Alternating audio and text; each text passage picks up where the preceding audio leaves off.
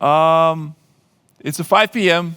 Probably many of you already tired, and I really appreciate that you find the time or interest to join me for this particular talk. And to energize it in the very beginning, I would like to start this conversation with: how many of you drink coffee? How many of you go into the same place multiple times? You have like a favorite place?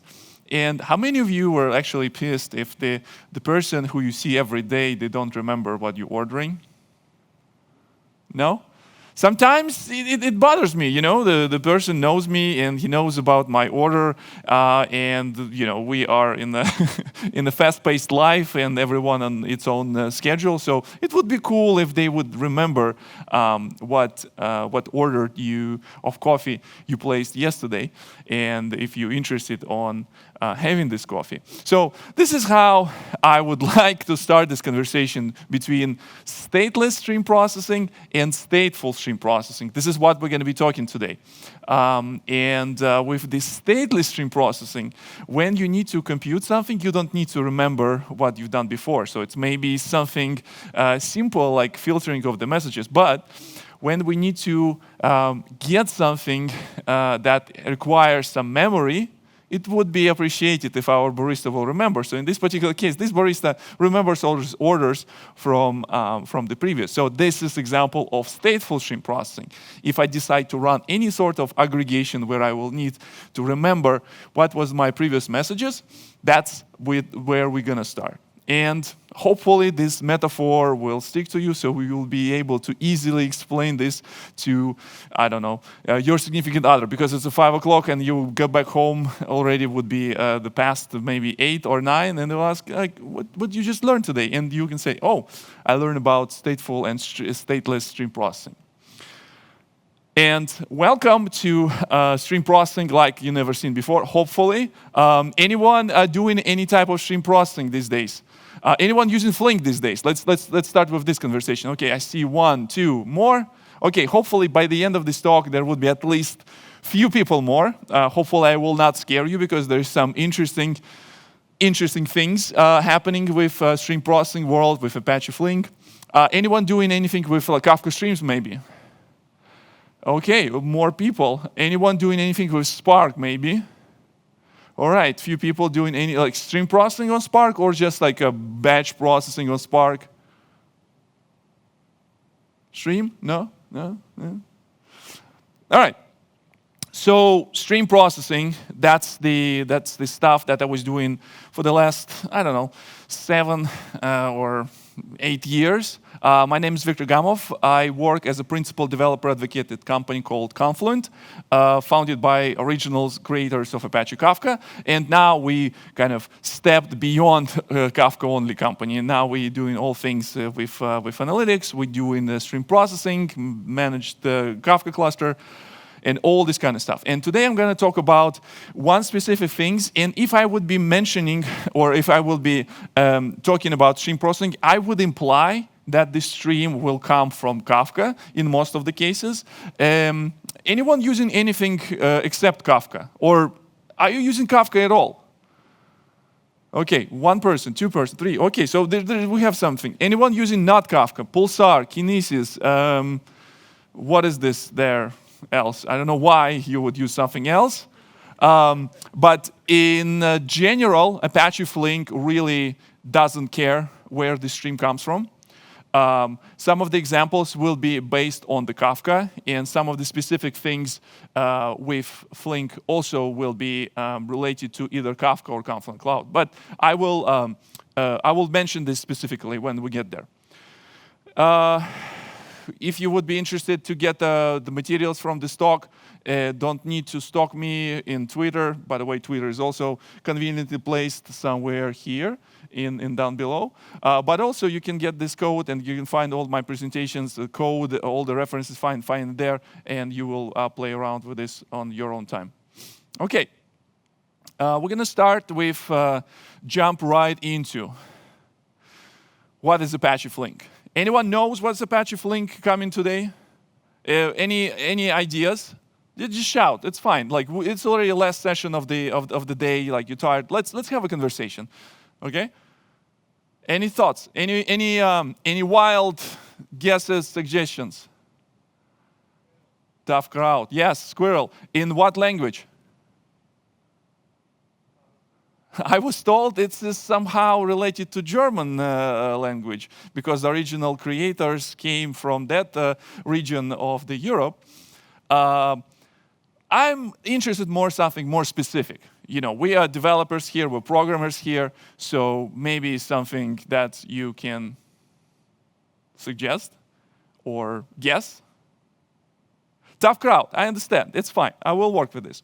Now, so Apache Flink is a framework for distributed processing.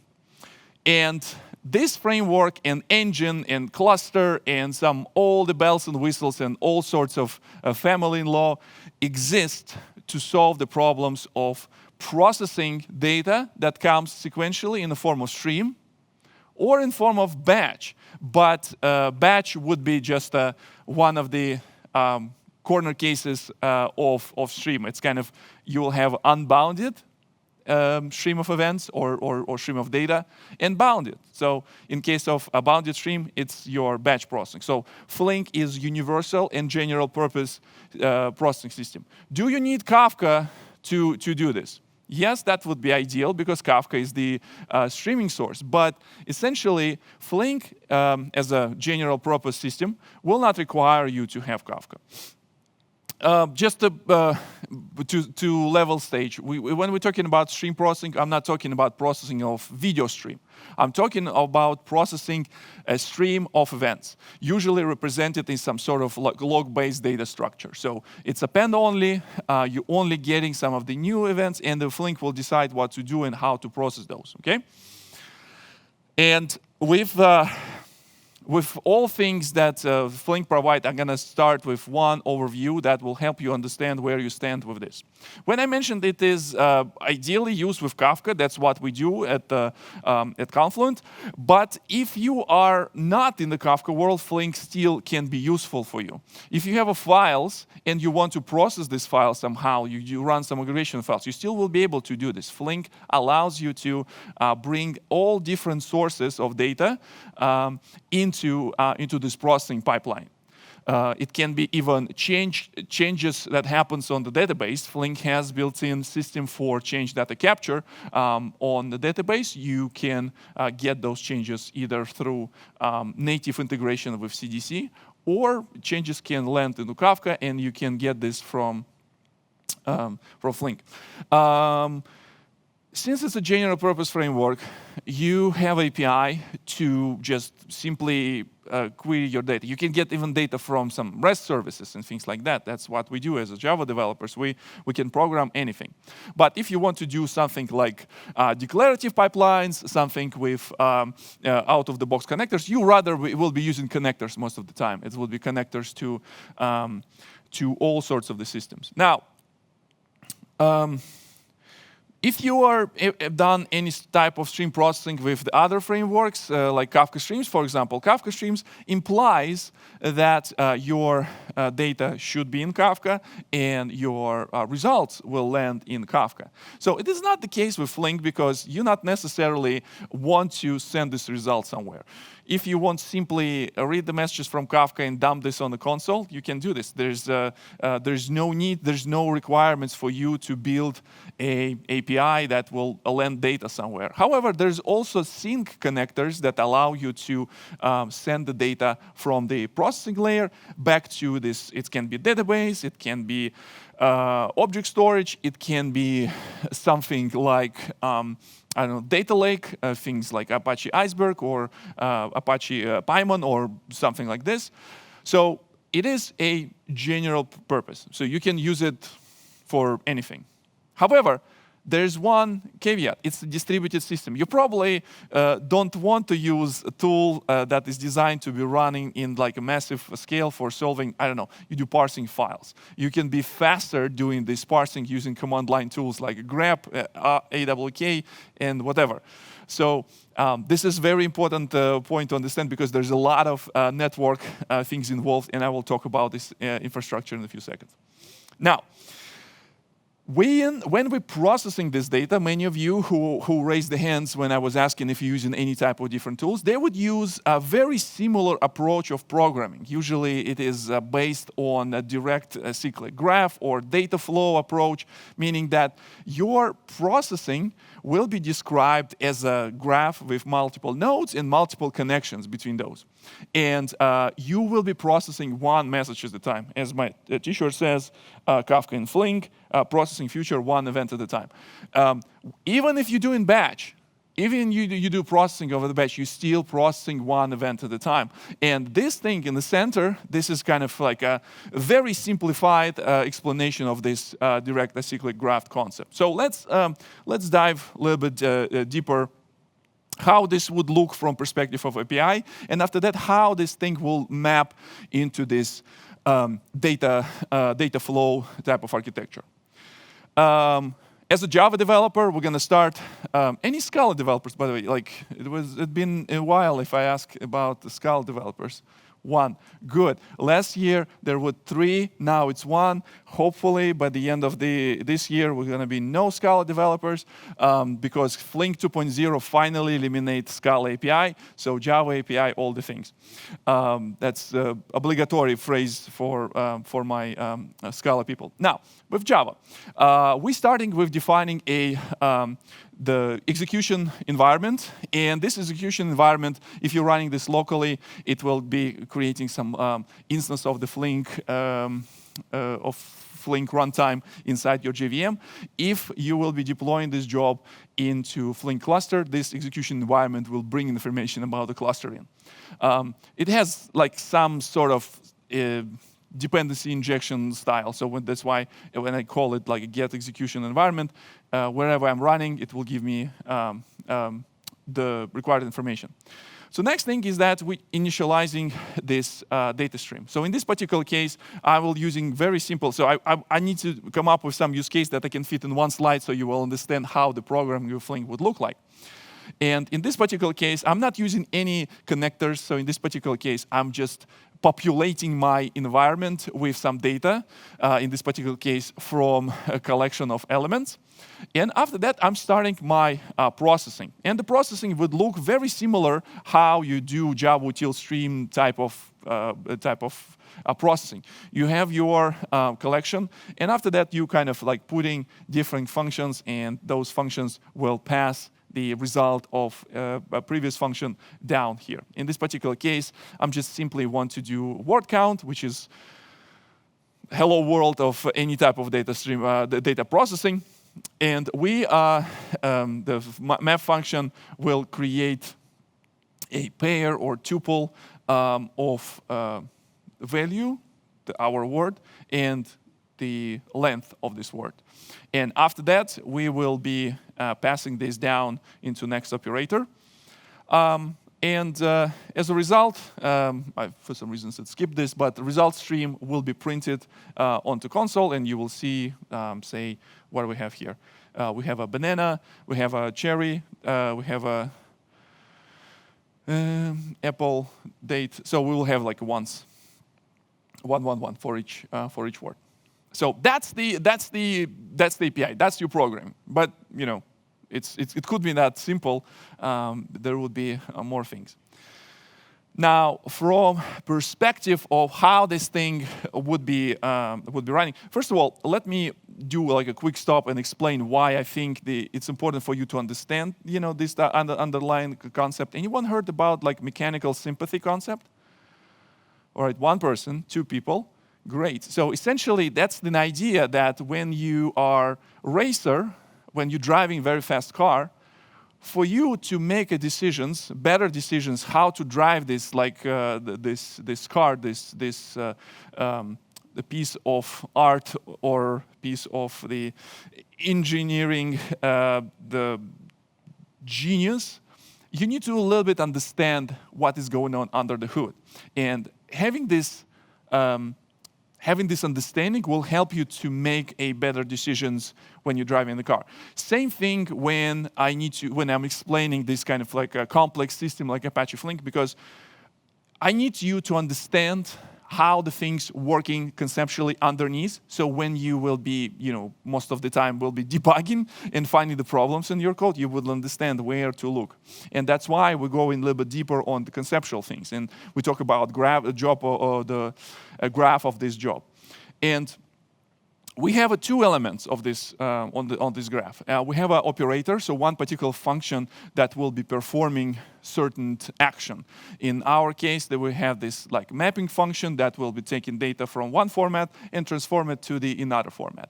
There would be a connection, but usually in API we don't see it. It's a kind of like a chain calls, and we will assume that result of one function call or one operator call will be passed to another. Some of the things internally, it depends on the source, depends on if the source supports the accessing data from the source in a parallel manner, allows us to parallel certain operations. In case of Kafka, Kafka scales based on topics and based on partitions, specifically in case of partitions. And that allows us, say we have a Kafka topic with 10 partitions, and technically it allows us to run 10 parallel consumers that will be reading data from each Kafka partition. So we can run this in 10 different threads. Why are we doing this? Because we might want to read this faster, and in this particular case, it is shared nothing architecture, so each individual operator will not need to share anything in this particular case. They can do things in parallel. When we go in next, we're going to pass this to another operator. And sometimes, in certain cases, specifically in the cases where we need to align some of the data that needs to be kind of close together, one of the use cases would be joining of the data, we need to sort of repartition or reshuffle data, meaning that we need to move data from one node to another node in order to collocate some of the related information. In Kafka world, in the Kafka Streams world, we were doing this by assigning a particular consumer to particular partitions, and based on the key, same message for in a different topics. When you do joins, will land in the same processing node. Or if we don't have this up front, we didn't think that our one topic will have same number of partitions, or another topic will have I don't know, like maybe we'll have a different field that we want to join. So we need to do repartitioning in order to extract this field. Same thing we do with Flink. When we need to, in this particular case, I'm doing repartitioning based on the color. So only like yellow nodes will be performed computation based on the yellow operator, and blue data will land on the blue operator. And this is also, it's a distributed system. Things gonna happen. This repartitioning gonna happen. It's something that you need to think that it exists. So you need to be thinking about network calls, need to thinking about serialization, because we live in a Java world, and every time when we departing JVM, we are need to serialize, deserialize objects. So those things might be costly. Depends on the processing logic, what you do, or depends on the size of the messages and all these kind of things. Serialization also important aspect here, because in a Java world, we're known as having like the best serialization in the world, right? Okay, tough crowd, guys. Come on, we still have like 30 minutes. It needs to be kind of engaging. I really want this energy that comes from me get to you, right? So it's not the time to sleep. Also, maybe because I'm in New York and it's a morning for me, it's much easier for me to do this right now. Now, and in the end, there's some operators where we need to get this data back. So we need to have the kind of the collect. Think about this kind of collect operator in your Java streams when the data will land into particular node where we need to get the final result.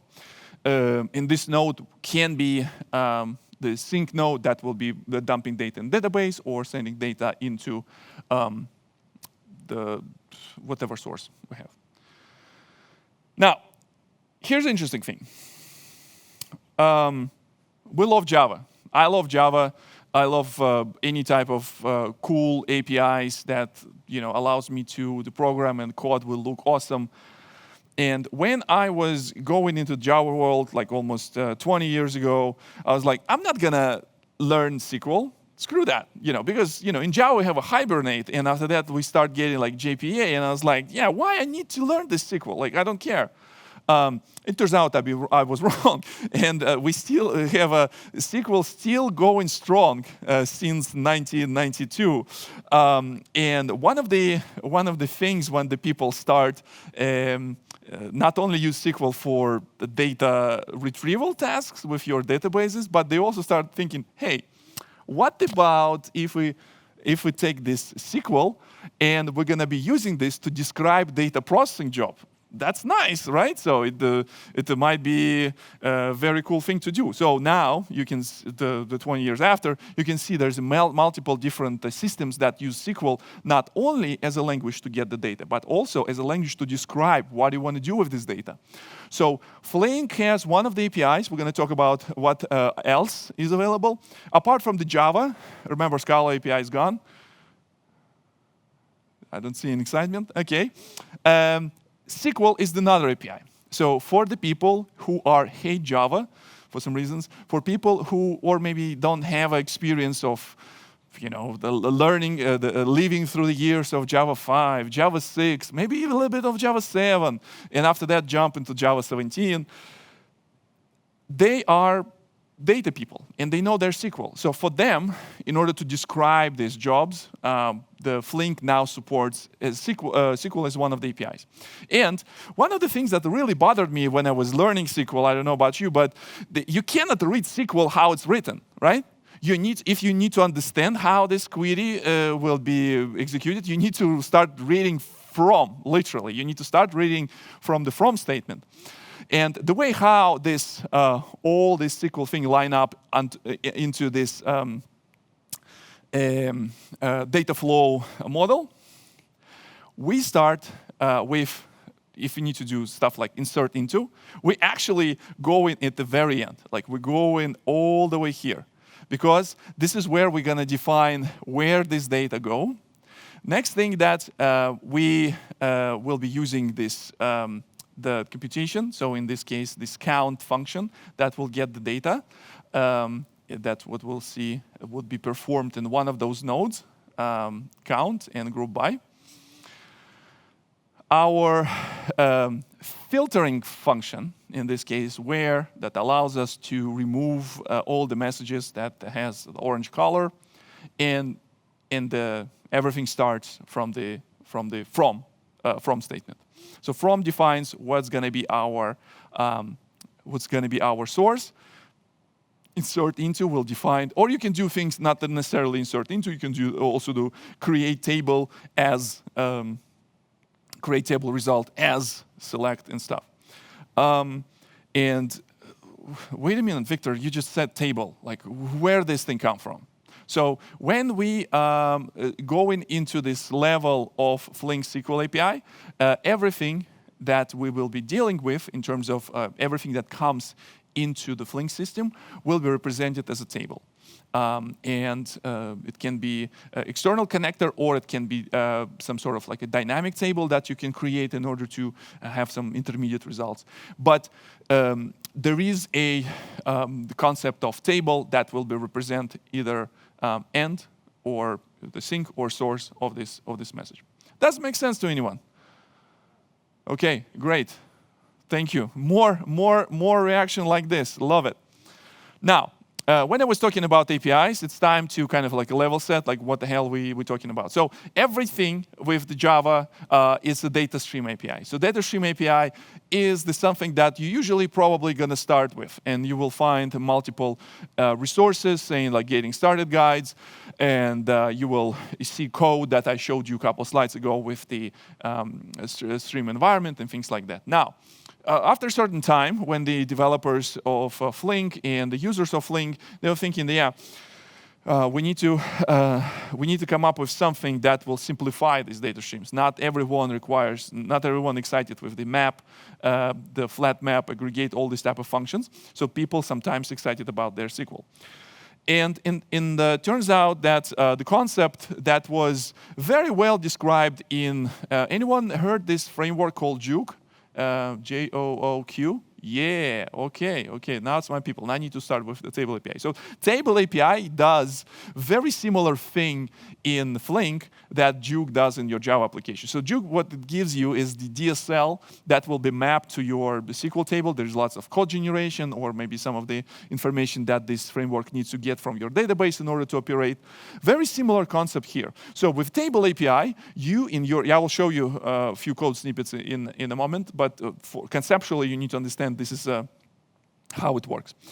And sometimes when I would start learning Flink, I was under the impression that the Table API actually will be using DataStream API, which was actually not true. It's two distinct APIs, and those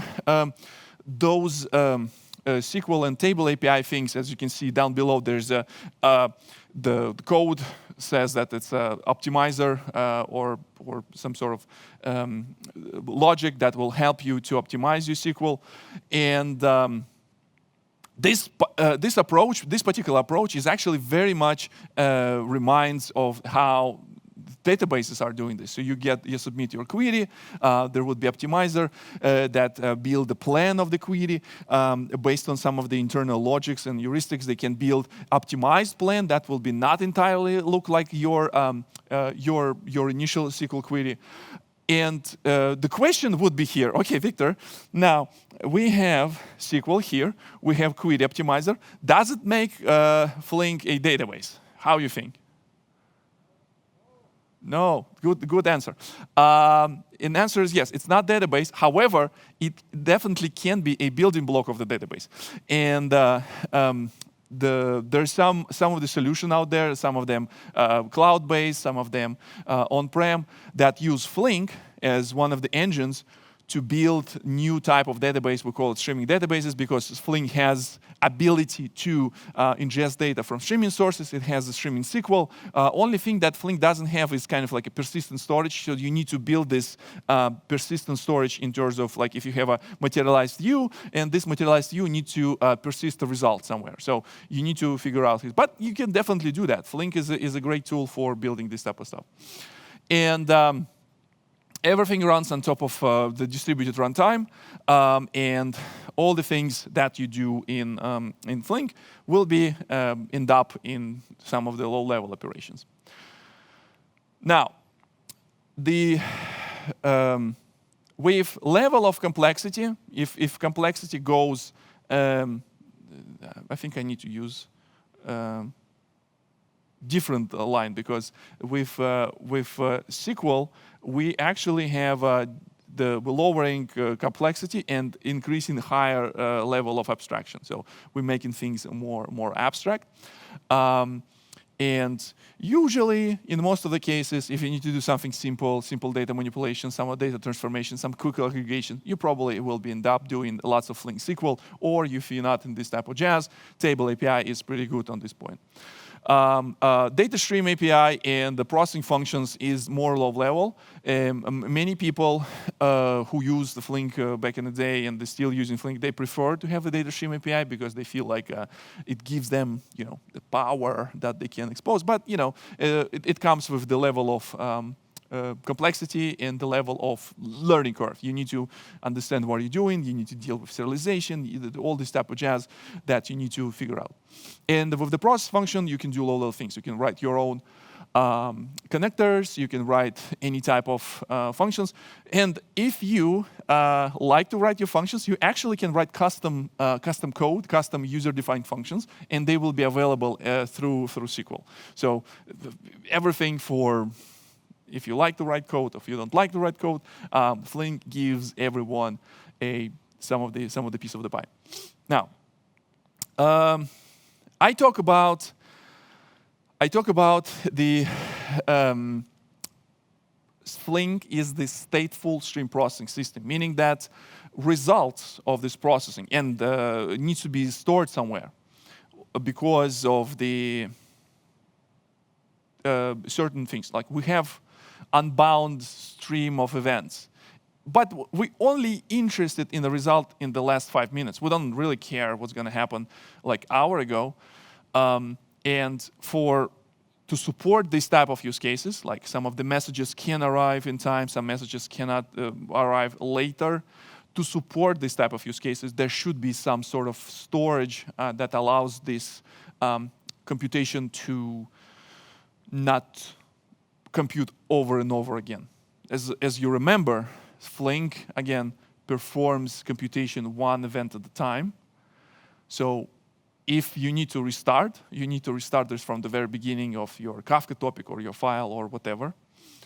In order to prevent that, we need to store intermediate results somewhere. So let's talk a little bit about state management. Who waited for a very cool diagram? So that's a very cool diagram. Usually people take a picture of this cool diagram. You can also go wild and take all pictures you want, if you want. So it is a there are a lot of things going on here on this diagram. You can see there's a few components. The Flink cluster usually contains two main components. One component is the job manager, and another component is a task manager. And usually there is a kind of like one-to-many relations between job manager and task manager. So from the name, it implied that the job manager, this is where your application code will be operating with. So as a developer, you're writing your DataStream API, or you're writing your Table API, or writing your SQL. The SQL, a little bit different. We'll talk about this in another slide. But at the end, you produce in a jar. So jar will include all the files that you need, and will include all dependencies that you need, and include some of the the Flink stuff. But if you would be not very good on defining what's the bits of the Flink needs to go into the jar, so I'm talking about provided dependency scope. In case of a situation where you don't want to have a class loader clash when you deploy multiple versions of the different of the same library. Anyone have this situation in the past? Anyone? Whoever run their applications on application servers like WebSphere, JBoss, they might aware of this. There's some isolation from perspective of class loader available, but still there's some situations where those things not necessarily need to go this. And the job manager, that will be one that will be validating your jar. You submit in your jar. It can be REST API. It can be UI. There's nice UI. And job manager will read this, figuring out what is going on in your application. And after that, based on understanding of this topology, different bits will be sent, or like different instances of this topology. So each and every topology will have its own instance inside the task manager. So task manager, that's the working horse of this application. So all code will be run on the task managers, and inside task manager there is some resource management. You can define different task slots, how many jobs you can run there. There's a lot of interesting things available. So the way how you can define how much resources this particular job can use, all these things are also available. Now, when we start this job, like everything, we read this, and the job manager get this representation of this data flow. We send this to the task managers. We initialize this, the task slots. And now, when we need to read the data, so from the task managers, we start getting data from different sources, from different connectors, and getting data into this task manager instances. We start doing a lot of things. And as a result, we dumping results back to other connectors. And somewhere here, in one of these, and the task managers will be managing intermediate steps, intermediate storage. So job goes into job manager. From this, it goes into task managers. And when the job is running, everything will be communicated from task managers. Now, let's get back to this diagram. And one of the instances where we need to think about storage not this one, because it's just a filtering. And the filtering is the stateless operation. So every time when you do where something, you don't need to have a story, and it's okay because you don't need to remember what happens this. But every time you need to do things like count, because count will involve a certain condition based on which one you performing the count. It's going to be either a particular column or value from the column, and you need to accumulate this somewhere. So those nodes, those operator nodes, will need to have its own store. Flink does this transparently. There's a configuration that available for you to you, and some of the results can be dumped into this state. There's a two type of state snapshots. One of these, if we will be performing this count operation, and at some point we need to get store these results, we're going to store them in what we called checkpoints. So checkpoints created automatically based on some background thread, and those checkpoints will dump data into local state. In Flink 2.0, this architecture slightly changed, so you can have a disaggregated state now. You can have state store somewhere like a S3, like in an object store, so you don't have to have local store, so everything will go into cloud native store. There's another type of state information called safe point. So sometimes you need to restart the cluster in case of you need to do maintenance, you need to do updates, you need to do Java upgrades. So there is API that allows to tell Flink cluster, so create a safe point. And after that, when the safe point would be created, shut down. When we performed our maintenance, we need to restart this, and the state will be restored from the safe point, and your processing will continue. So that's a very neat feature, and but very difficult to kind of like done this properly. And the Flink is one of the examples how this done very well. Now, it can be this stuff that happens in Flink can be dump this in the local store. We use RocksDB as one of the store implementation, and remote backup can be created on object store. I think that's the last slide. But before we go into last slide, let me quickly go into some of the code. By the way, that's the URL that you probably want to pick up, because there is a lot of thing going on in this particular repository. I built a full-blown workshop for Java developers, and I think I probably just need to send small snippet about explaining like what you need to do. But in general, there's a lot of things going on. Now let me show you a few things.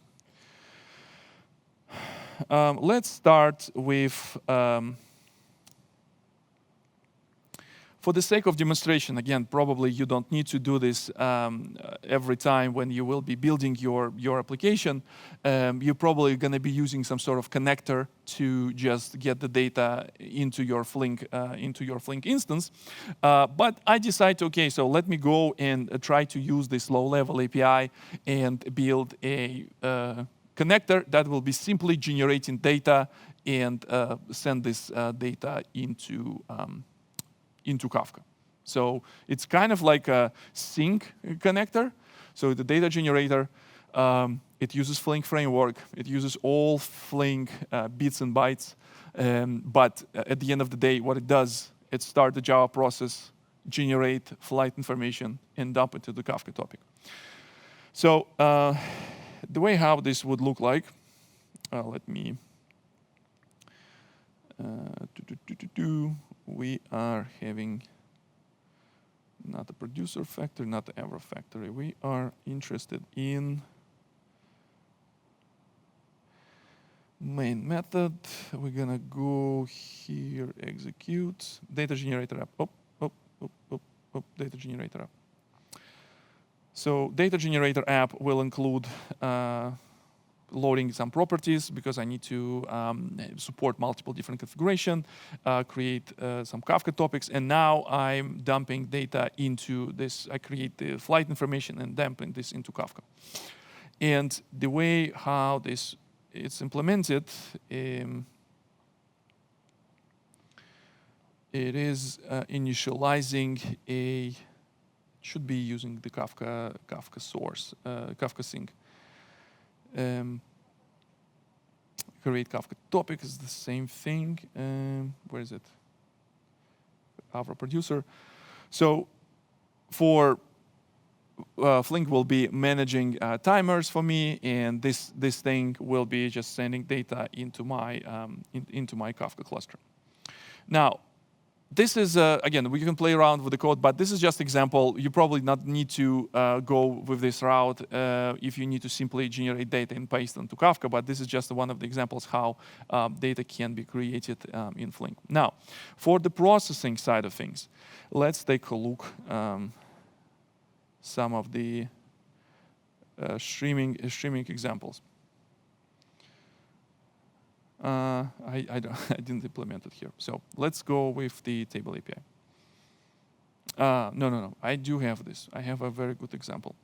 So you already saw this example how we can get data from list, and Flink provides absolutely enormous amount of supporting the data sources. Flink does support dealing with Java objects, and in this particular case, serialization will be handled, and the person object will be serialized by internal serializer. You can define the serializer for the messages. By default, it will be using Cryo. If you will be using Flink in the high-load environment, I would not recommend to stick to the Cryo. Cryo is kind of slow on serialization deserialization because it uses reflection, and everything works kind of nasty in a modular environment. You need to make sure that JVM that you're running has all required open things in order to reflection to work properly. So, but it's there. So that's why I personally prefer to use like external serialization. In my examples here, I will use Avro. So you can deal with the data with Java objects. Flink does support. Where's the? I wanted to show Java record. So in this particular case, where is it? Yeah, so the person is this. It's a Java record, and Flink has support for this. If you don't know types, there is a more table-oriented data structures. In this particular case, it has a raw data structure that allows you to define a kind of like a row of the data if you don't know the types. From what I was reading, from what I was learning from the Flink people, the tuple, using tuple is the fastest way, but in this case, you need to do a lot of like stuff yourself. Like in this case, you need to know types, you need to know all this, all the things that you will be processing. So,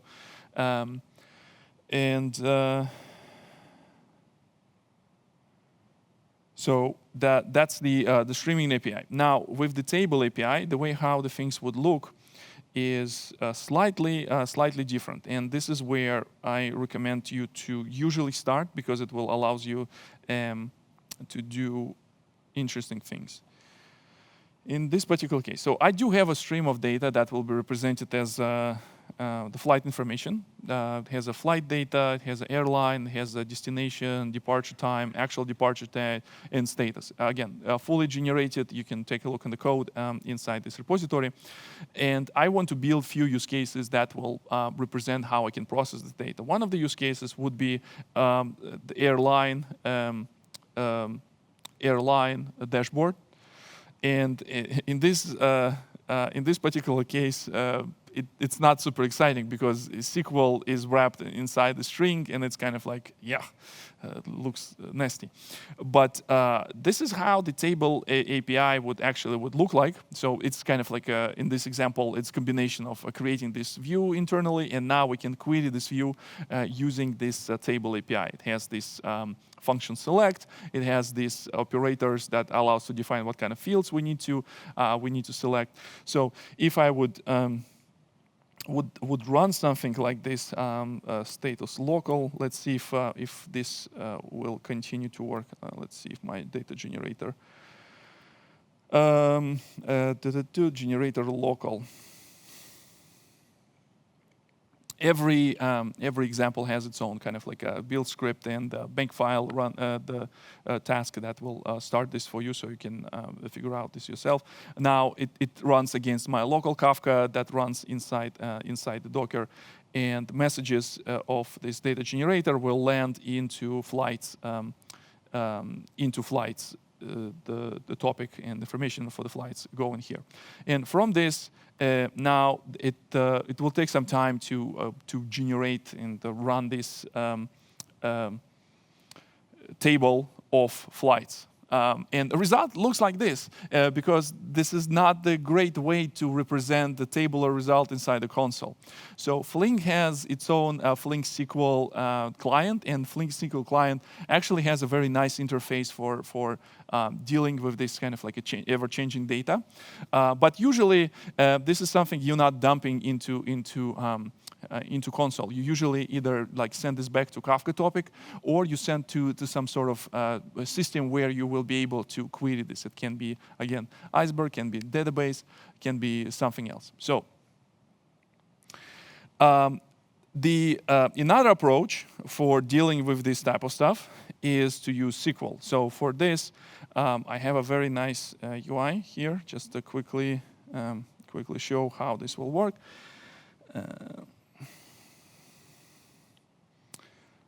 Loading.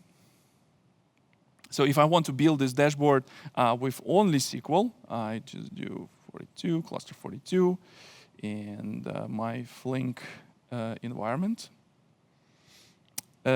Inside this Flink environment, this is what I was telling you, that every topic would be represented in a form of table, and that's my kind of like a flight information. And in this particular case, schema is inferred from the schema registry. It's beyond of the topic of this conversation, but you really want to have some sort of place where the information from the Kafka topics would be somehow have some sort of structure. So in this case, schema registry is the right place. And Flink has a good integration with schema registry. You can infer information from the schema registry, because everything in Kafka is bytes.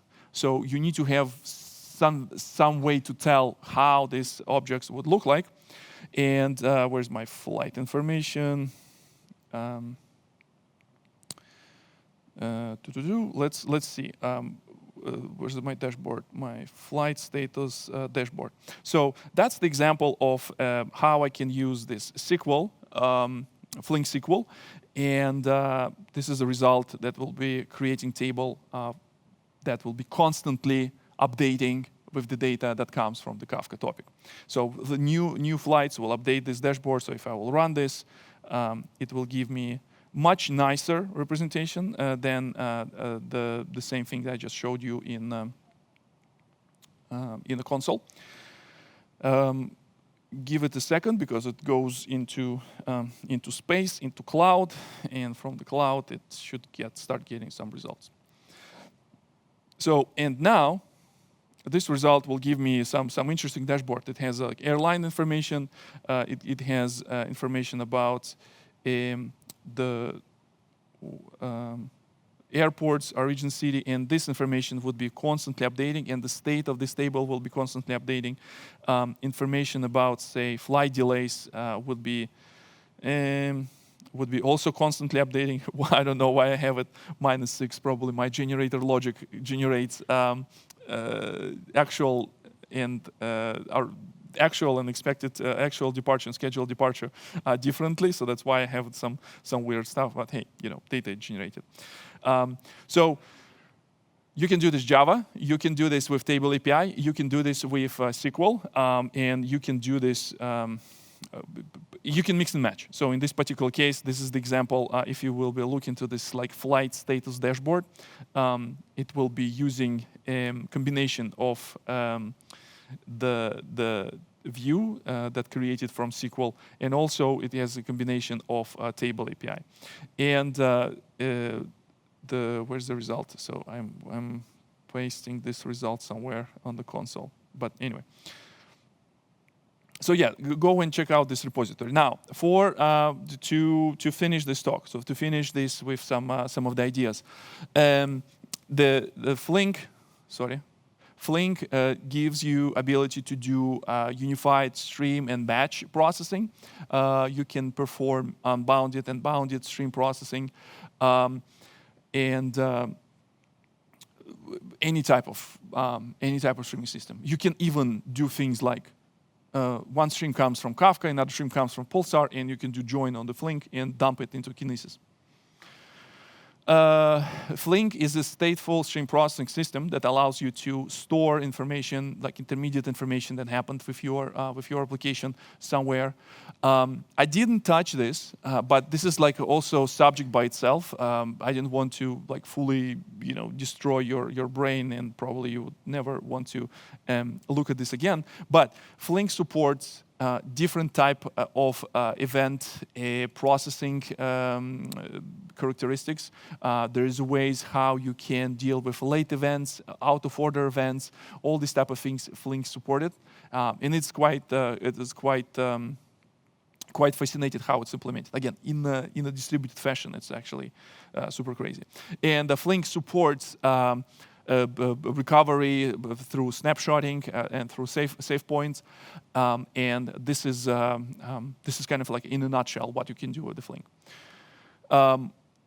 Next week, there will be a very cool event in London. If you happen to be in London next week and you want a ticket to this event, let me know.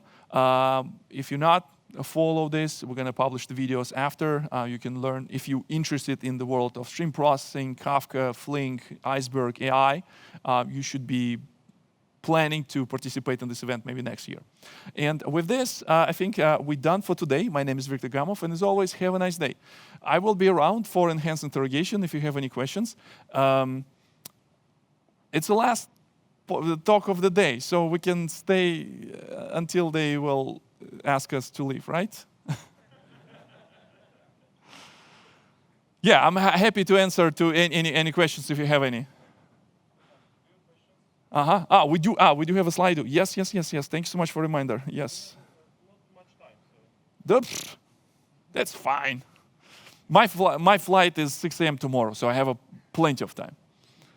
So why Flink and not Beam? So Apache Beam is the project that was created based on the Google data flow system, and they have certain interesting concepts how they do stream processing. They also, I think they were start introducing this concept of a unified stream and batch processing. But Beam itself, it doesn't have actual implementation. There's some reference implementation of the runners, but Beam is the API on top of the processing. So Beam has integration with Spark, for example. You can program against Beam API, but your job will be running inside the Spark. There was a Flink runner for Beam as well, and one of the runners is Google Cloud data flow system. So why Beam? I'm not an expert in Beam. I would probably not personally, again, I'm not recording. I should stop recording. Personally, I would not be trusting things that come from Google recently because I don't know when this will end and when they will just decide to drop it and things like that. So Apache Flink, also you can say also have a questionable questionable support because the part of the team now is employed by Alibaba, and for some reason people thinking like something comes from China is bad. But hey, Flink 2.0 here, and it's actually not that bad. It's actually pretty good. What would I use Flink for? Can you give some real life use cases? Not sure if I give enough use cases for this. If you need to do any type of pre-aggregation of your data. One of the use cases that when I came from my previous life, and in my previous life I was talking about a real-time analytical database called Apache Pinot. And Apache Pinot doesn't have a concept of materialized views. There's just non-existent there. And I was saying that, yes, I can use a Flink to generate materialized views that will be constantly updated from the Kafka. And after that, land this data in Kafka topic, and Pinot can use this data from the Kafka topic. So that's one of the examples. Another example is you can use Flink to process change events from your database or from any type of data store where you are need to do any type of pre-processing, maybe changing the timestamps or maybe changing fields and stuff like that. How does Flink save point handle event added during the downtime? So these events will not be added during downtime. So the if your source whatever, if it's like a Kafka connector or something like that, those things also will be stopped during the downtime. So that's the whole point of staying consistent. But in general, if you are somehow struggling with sleep and you cannot go to bed, Google algorithm called consistent snapshot. Lamport consistent snapshots. It's actually quite fascinating the way how to run the snapshot, consistent snapshot in the world of very uncertain connection. And say you're trying to, it's basically has a combination of certain things that will be injected in the data stream, allows to specify to runtime that this is right now we're doing snapshot and everyone needs to kind of stop in doing this. So it's pretty cool. So just Google it. It's a consistent snapshot, Lamport snapshot. It's pretty cool. With this, again, thank you so much for being here with me. I really appreciate your time. Hopefully you learned something, and we'll see you next time. I will be here in the month. There would be a meetup next month. Just follow announcements, and I hope I'll see many of you there.